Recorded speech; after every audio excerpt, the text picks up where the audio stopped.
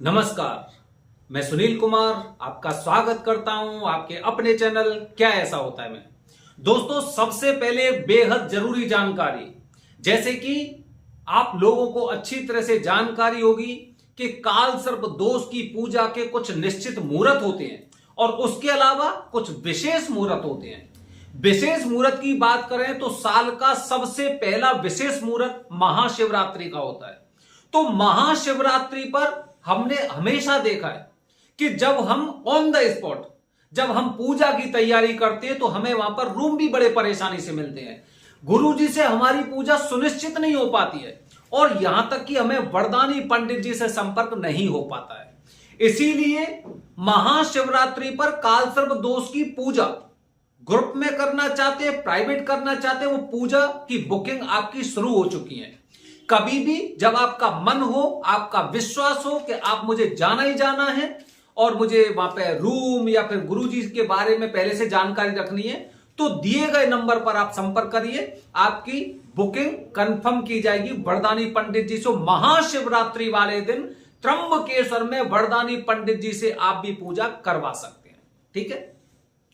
अब दोस्तों, आज मैं अपनी वीडियो के माध्यम से आपको बता रहा हूं, कल 15 दिसंबर से मल मास, काफी लोग खर मास बोलते हैं, काफी लोग अधिक मास बोलते हैं, काफी लोग द्वितीय मास बोलते हैं। मतलब जब एक महीना साल में ज्यादा हो जाता है, जनवरी फरवरी नहीं, हिंदी के महीनों में जब एक महीना ज्यादा होता है तो साल में 13 महीने हो जाते हैं। इसीलिए इसे अधिक मास बोला जाता है, मल मास बोला जाता है, इसे खर मास बोला जाता है। दोस्तों, खर मास के बारे में अलग अलग, अगर मैं पूरे भारत देश की बात करता हूं तो भारत देश के अलग अलग प्रांत में अलग अलग मान्यताएं हैं, कौन सा कार्य हमें करना चाहिए और कौन सा कार्य हमें नहीं करना चाहिए। तो दोस्तों, सबसे पहले मैं आपको बता देता हूं कि अगर आप कुंडली दोष से संबंधित किसी भी तरह की पूजा करना चाहते हैं, काल सर्प दोष, पितृ दोष, मंगल दोष, ग्रहण दोष, केंदुम दोष, चांडाल दोष या किसी भी तरह का दोष हो, अंगारक दोष हो, तो आप उसकी पूजा निश्चित रूप से करा सकते हैं। बस ध्यान रखिए कि अगर आप मंगल दोष की पूजा करने जा रहे हैं तो लड़के के लिए जो अर्क विवाह होता है, लड़की के लिए जो कुंभ विवाह होता है, वो विधि आपको नहीं करवानी चाहिए। इसके अलावा मंगल दोष की या मंगल देव की पूजा आप निश्चित रूप से कर सकते हैं, उसमें कोई समस्या नहीं है। तो दोस्तों, आज मैं अपनी वीडियो के माध्यम से आपको बता रहा हूं 5 बजे और 5 कारण, वजह कह सकते हैं, कारण कह सकते हैं कि वो आखिरकार ऐसे कौन से कार्य हैं जो मल मास के दौरान हमें करने चाहिए और मल मास के दौरान हमें नहीं करने चाहिए। दोनों में आपको 5 कारण बोल लो, कार्य बोल लो या फिर कोई बात बोल लो, वो 5 कार्य मैं आपको बता रहा हूं कि हर घर में से कम एक इंसान को ये 5 कार्य अगर वो करते हैं तो पीढ़ियों से जो समस्याएं चलती आ रही हैं, पितरों की वजह से हो या फिर कुंडली से संबंधित हो या ग्रह दोष से संबंधित समस्याएं, उन समस्याओं से मुक्ति भी मिल जाती है। तो देखिए कि आखिरकार कौन कौन से वो कार्य हैं। पहला कार्य जो हम लोगों को अवश्य करना चाहिए, वो कार्य कौन सा है? तीर्थ यात्रा का भ्रमण। तीर्थ यात्रा का भ्रमण आप देखेंगे कि काफी लोग इस दौरान जो पवित्र नदियां हैं वहां पर स्नान करने जाते हैं, जो पवित्र क्षेत्र है, तीर्थ क्षेत्र है, यहां पर ये भ्रमण करते हैं, यहां पर मत्था टेकने जाते हैं, भगवान के दर्शन और पूजा करने जाते हैं। तो दोस्तों, आप भी या आपके परिवार में से किसी को भी इस एक मास के अंदर, जो अधिक मास है, मल मास है, तो तीर्थ यात्रा जरूर करनी चाहिए। भले ही आप किसी कुंडली दोष से संबंधित पूजा के लिए जा रहे हैं तो आप जाइए और वहां पर जाकर आप स्नान भी करेंगे, वहां पे पूजा भी करेंगे और तीर्थ यात्रा का आपको फल भी प्राप्त होगा। तो तीर्थ यात्रा कर सकते हैं। दूसरा कार्य वो दूसरा कार्य कौन सा जो आपको करना चाहिए? वो है दान। अधिक मास में, मल मास में दान का अलग महत्व होता है। शास्त्रों की अगर हम बात करें तो पृथ्वी ऐसा लोक है जिस पर दान का फल प्राप्त होता है। अगर आप ऐसे कुछ धार्मिक ग्रंथ पढ़ेंगे, कल्याण में भी इस चीज का जिक्र है कि जब समुद्र मंथन हुआ था तो उसमें से विष भी निकला था और कामधेनु गाय निकली थी और उच्चैश्रवा घोड़ा निकला था, इसी तरह काफी रत्न निकले थे। तो उसी के दौरान बताया गया था कि दान की महिमा सबसे ज्यादा पृथ्वी पर है। तो इस दौरान आपको दान भी करना चाहिए और दान के नाम पर आपको केवल फॉर्मेलिटी नहीं करनी चाहिए कि दान किया, दान क्या किया कि 100 रुपए का आपने कंबल खरीद कर दे दिया। नहीं, श्रद्धा के अनुसार इस तरह से दान करिए जैसा फल आप प्राप्त करना चाहते। कहते ना, एक बात बताई जाती है, जैसे जो हिंदी के मोटिवेशनल स्पीकर होते हैं वो क्या बताते हैं कि हमें दूसरे से वही शब्द बोलना चाहिए जो हमें सुनने में खुद अच्छे लगते हैं। अगर आप दूसरों से आप करके बात करेंगे तो लोग आपसे भी आप करके ही बात करेंगे, तू तड़ाक से बात नहीं करेंगे। तो दान, जिस तरह का आप दान करते हैं उस दान का फल आपको निश्चित रूप से मिलता है। और अगर ये दान किसी तीर्थ क्षेत्र में किया जाता तो इसके अनंत गुना फल प्राप्त होते हैं। आप किसी भी गरुड़ पुराण में भी इस बात को पढ़ सकते हैं। ठीक है। तीसरा दोस्तों, तीसरा जो महत्वपूर्ण काम होता है वो होता है जाप का। इस दौरान जाप जरूर करना चाहिए। दोस्तों, मलमास का मतलब जानते हैं? मलमास का मतलब यह होता है जब सूर्य गुरु की राशि धनु में या फिर मीन राशि में चले जाते हैं। तो धनु राशि में सूर्य पहुंचने वाले हैं कल 15 तारीख को। तो मतलब सूर्य इस दिन से अपने प्रभाव को कम कर देंगे, मतलब ना एक सेवा में लग जाते हैं, गुरु की सेवा में लग जाते हैं। और गुरु भगवान विष्णु पहले से एक ऐसी मुद्रा में चले जाते हैं 1 महीने के लिए कि जब केवल उनसे जो संपर्क होता है वो जाप के माध्यम से होता है। इसीलिए आप देखेंगे, आप त्र्यंबकेश्वर में देखिए, आप उज्जैन में देखिए, 1.25 लाख महामृत्युंजय मंत्र के अनुष्ठान शुरू हो गए हैं। बुकिंग शुरू हो चुकी है कि लोग बड़ी बड़ी पूजा की पहले से तैयारी, ये जानते हैं कि मल मास में दान का, जाप का, ताप का बहुत ज्यादा महत्व होता है। इसीलिए ये लोग पहले से महीने 2 महीने पहले से तैयारी करते हैं कि मुझे इस तरह का जाप करवाना है। और इसीलिए आप कहीं पे गूगल पे देखिए, कई शास्त्रों में पढ़िए कि इस दौरान सूर्य का जाप भी आपको जरूर करना चाहिए।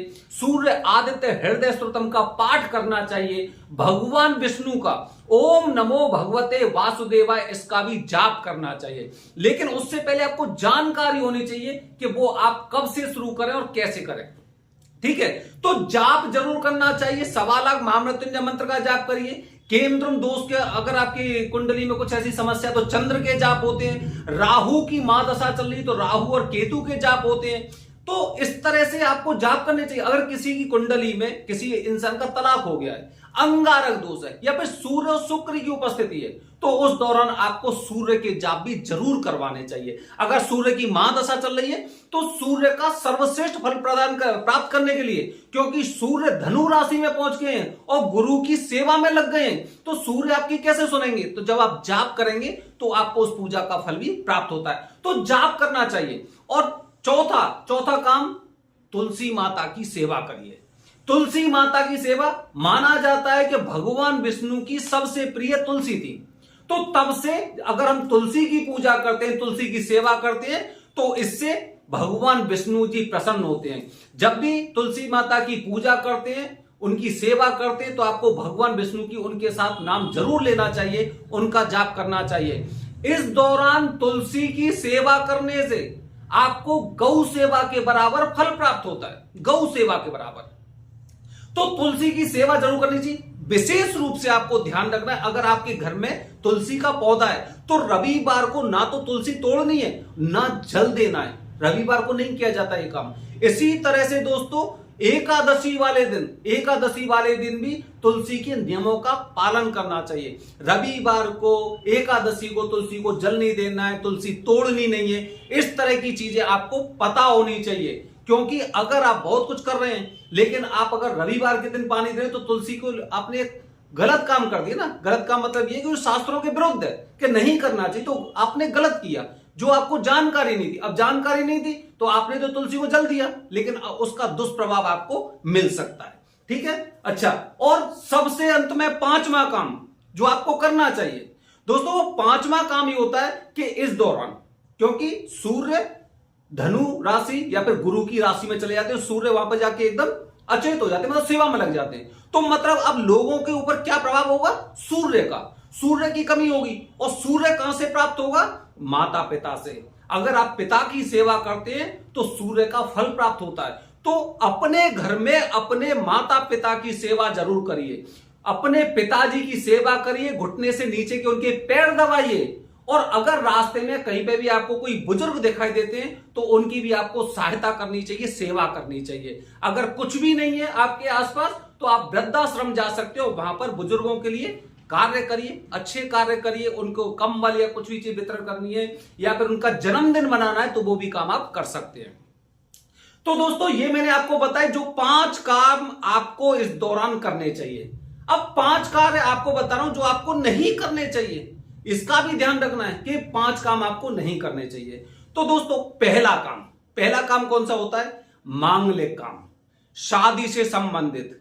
सगाई नहीं करनी चाहिए, शादियां नहीं होंगी, ठीक है। और इसी सिलसिले में जैसे कि काफी लोगों की पहले अभी शादी हो चुकी है, नवंबर में हो चुकी, वो विदा की तैयारी कर रहे हैं तो वो विदा भी इस दौरान नहीं हो सकती है, तो विदा भी आपको नहीं करनी चाहिए। मतलब शादी, सगाई, दिखाई काफी लोग देखने जाते हैं कि चलो लड़की देखने चले जाएं, लड़का देखने चले, ये कार्य आपको नहीं करने चाहिए, ध्यान रखिए, ये मांगलिक कार्य होते हैं।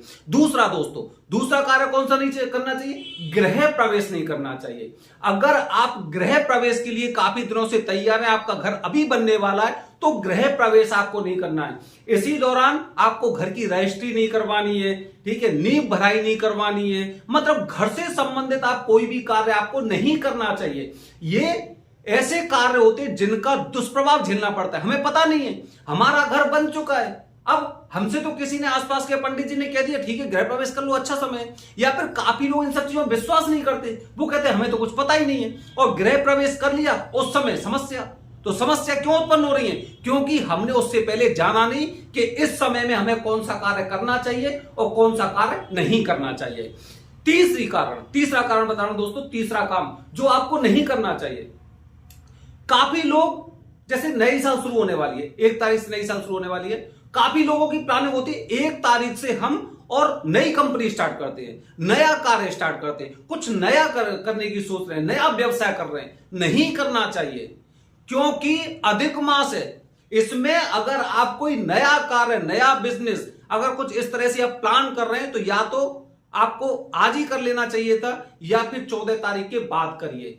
इस दौरान आपको बिजनेस से संबंधित, नए कारोबार से संबंधित कोई भी कार्य नहीं करना चाहिए, नया मकान नहीं लेना चाहिए आपको, इसका आपको विशेष रूप से ध्यान रखना है। चौथा काम कौन सा नहीं करना है? काफी बार ऐसा होता है, हमने आसपास की मान्यताएं देखी हैं कि किसी बच्चे का जन्म होता है, लड़के का जन्म हो गया तो लड़के के जन्म के दौरान ही क्या करते हैं? डस्टोन करवा लेते हैं। काफी जगह अलग अलग होता है, अलग अलग उन्हें बोला जाता है टर्म में, लेकिन डस्टोन के नाम से फेमस है। डस्टोन हो गया, कुआ पूजन हो गया, तो ये काम भी आपको नहीं करना चाहिए। अगर बच्चे का जन्म अभी से कुछ समय पहले या फिर इस दौरान हो रहा है तो इसके साथ में डस्टोन ना करें, मुंडन कार्य नहीं होता है, यज्ञोपवीत नहीं होता है, इस तरह का आपको काम नहीं करना चाहिए, ठीक है। जनेऊ धारण हो गया, काफी लोग जैसे मुंडन करवाते हैं, आप ले जाते हैं ना कि बच्चा 1 साल का हो गया, जो आपकी कुल देवी या कुल देवता होते हैं वहां पे जाके मुंडन करवाते, नहीं करना चाहिए, ठीक है। तो ये मैंने आपको बताए 4 कार्य बताए। और दोस्तों सबसे अंत में जो काम आपको नहीं करना चाहिए, नया आभूषण, नए कपड़े, इनसे आपको बचना चाहिए कि नहीं खरीदने हैं। हम लोग किसी के पास कुंडली दिखाने जाते हैं, कोई स्टोन बता देता है भाई ये वाला स्टोन पहनिए, वो वाला स्टोन पहनिए, अब ये किस में पहना जाएगा? उसमें पहना जाएगा। तो नए नियम, नए कार्य, नए कपड़े, इस तरह से इनसे आपको बचकर रहना चाहिए। यहां तक कि मैं तो आपसे ये कहता हूं कि नए व्रत का संकल्प भी नहीं आपको करना चाहिए। तो दोस्तों ये 5 मैंने आपको कार्य बताए कि क्या नहीं करना चाहिए। पहला शादी से संबंधित हो गया, दूसरा व्यवसाय से संबंधित हो गया, तीसरा मैंने आपको बताया गृह प्रवेश से संबंधित, घर से संबंधित हो गया, चौथा मैंने आपको बताया मुंडन वगैरह बच्चे से संबंधित, और 5वां कोई भी नया काम। 1 तारीख को अगर आप कोई गाड़ी भी खरीदने वाले हैं कि चलो 1 तारीख को गाड़ी खरीद लेते हैं, कोई नया बंगला खरीद लेते हैं, मत खरीदिए। ये वीडियो देखिए और आगे इसे सुरक्षित करके रखिए, क्योंकि हमें अपने धर्म के अनुसार चलना चाहिए। धर्म के अनुसार जो चीजें बताई गई उसका ही हमें पालन करना चाहिए, क्योंकि जब हमारे साथ कुछ भी अनर्थ हो जाता है, कुछ भी गलत हो जाता है, उसके बाद हमें पछताना पड़ता है कि काश अगर मैं ये कार्य नहीं करता तो ऐसी वारदात हमारे साथ नहीं होती। आने वाली वीडियो में दोस्तों कुछ इसी तरह की अलग और नई जानकारी। हर हर महादेव, हरि ओम।